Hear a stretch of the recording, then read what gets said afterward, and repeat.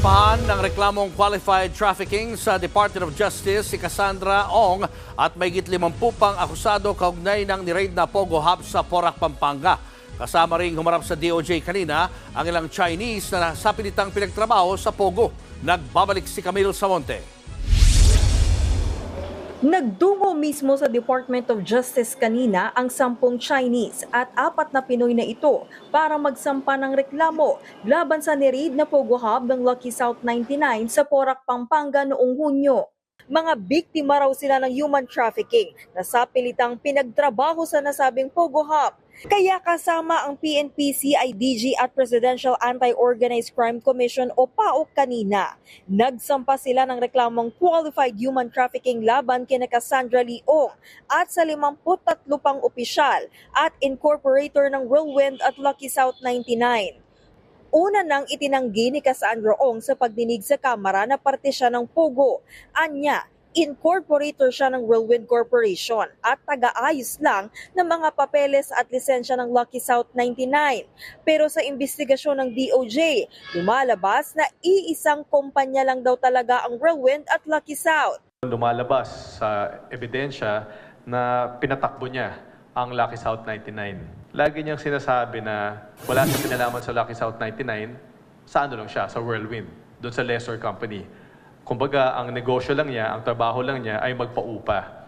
Pero ang team naman, ang investigative team namin, ay hindi binigyan ng pansin yung depensa na yan. No? Para sa kanila, iisa lang, ang Lucky South 99 at ang Whirlwind Corporation.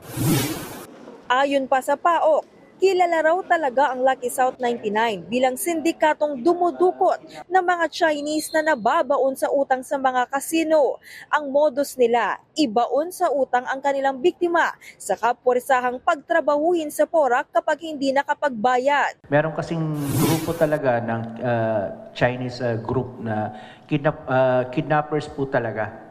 Mga loan sharks na sa mga casinos dito sa Metro Manila, tapos tinitingnan nila kung sino vulnerable para pautangin, then ibebenta nila ng higit pa doon sa pagkakautang doon sa mga Pogo. Yung isa dong Chinese, pinautang ng 450,000 nata, nagmadyong ng 3 gabi, natalo. Nung natalo, hindi na makabayad, diniretso na siya sa Lucky South. Bukod kay Cassandra Leong, dawit din sa reklamong isinampa sa DOJ kanina si Warren Wu na incorporator ng Whirlwind at si Zhang Ji na dating presidente ng Lucky South Outsourcing. Silang dalawa raw ang tumulong sa grupo ni dating Bamban Mayor Alice Go sa pag-book ng mga hotel nang magtago sila sa Indonesia. Damay din sa reklamo ang corporate secretary ng Lucky South na si Ronaldin Baterna at Dennis Cunanan na tumatayong representative din ng Lucky South. Giit ng DOJ, may mga kaso pa na isasampa laban kina Ong dahil malinaw na sangkot sa krimen ang negosyo ng Lucky South 99 at Whirlwind Corporation.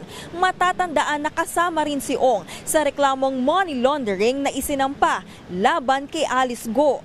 Itong union ng Lucky South 99 at ng Whirlwind Corporation, hindi ito pangkaraniwang negosyo. Itong negosyo na to, criminal enterprise to. Nagbabalita mula sa Frontline, Camille Samonte, News 5. Mga kapatid, Julius Babaw po. Iba na ang may alam at may pakialam sa panahon ngayon. Para sa Frontline ng mga balita, mag-follow at mag-subscribe sa social media pages ng News 5.